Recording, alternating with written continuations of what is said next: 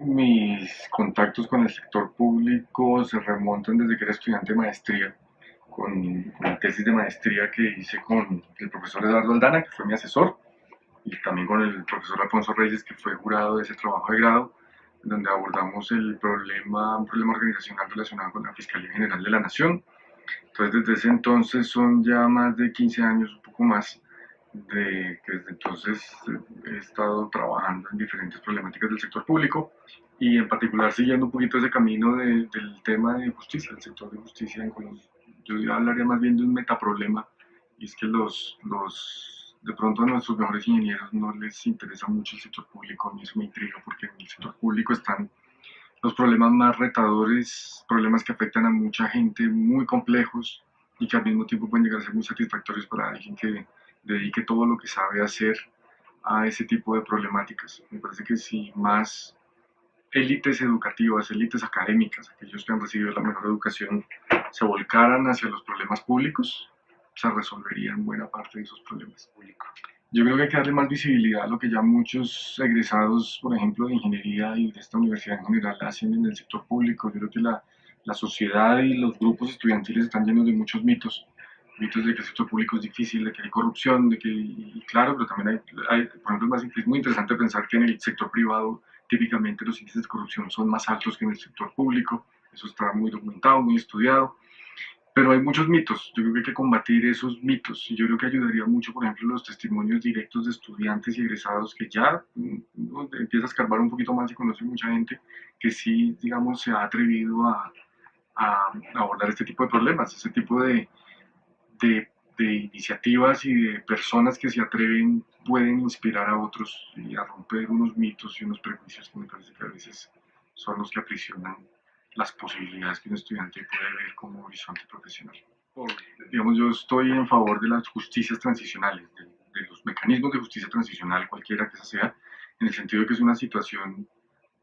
de cierta manera excepcional en donde el Estado da unas condiciones que no pueden ser las mismas condiciones de la justicia ordinaria para resocializar y acoger a unas personas. Y eso tiene muchas razones, no solo jurídicas, sino también tenemos que hacernos la pregunta si el Estado ha cumplido con todo lo que supuestamente debería haber cumplido para que pueda también hacerle unas exigencias a unas personas que de pronto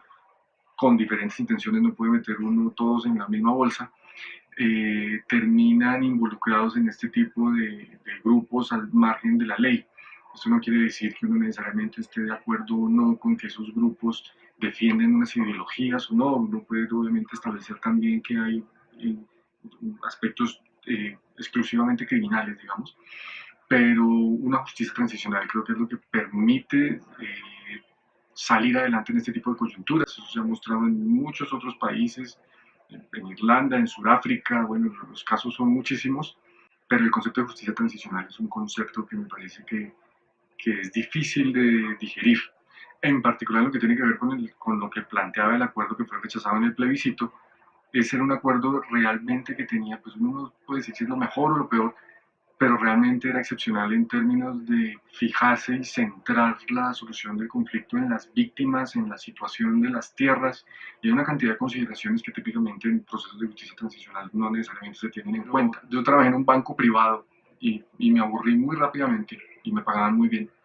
Y si uno quiere, creo que ser feliz en la vida realmente, y creo que el ser humano está hecho es para retarse y para que el cerebro esté funcionando todo el tiempo, de los aspectos o de los temas más satisfactorios que a mí se me ocurren para alguien es enfrentarse a lo público. Es donde están los grandes problemas de la sociedad, es donde están, sin duda alguna, los logros llegan a ser muy satisfactorios, logros que trascienden absolutamente cualquier consideración material. Los problemas son además infinitamente más retadores, son difíciles de medir, son difíciles de sacar adelante. Realmente son grandes retos. Si uno quiere aspirar a grandes retos, que lo único que producen los grandes retos son grandes satisfacciones y por lo tanto vidas muy felices, pues lo público es sin duda una de las primeras opciones. Trabajar por unos indicadores que son fáciles de cuantificar y que solo buscan aumentar productividades para un grupo privado son problemas que palidecen frente a cualquier temática pública. Las grandes preguntas de un egresado y un estudiante es a qué quiere contribuir a la sociedad y sus capacidades las quiere poner al servicio de qué tipo de temas, de qué tipo de problemas.